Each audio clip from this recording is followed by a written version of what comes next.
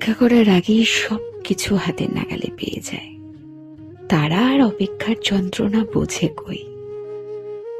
মানুষ অপেক্ষায় রাখে, তবে সেই অপেক্ষা যখন অনিশ্চিত অপেক্ষা হয়, মানুষ তখন তা কি করে মেনে নেয়? অপেক্ষার সময় সহজে ফুরাতে চায় না। শুনেছি শুনেছি অপেক্ষার ফল মিষ্টি হয়।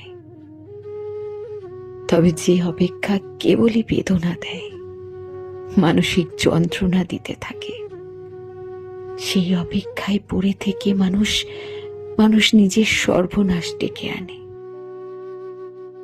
অপেক্ষা সুন্দর, তবে তা নিশ্চিত হতে হবে। মূলত মানুষ অনিশ্চিত অপেক্ষাতেই শেষ হয়।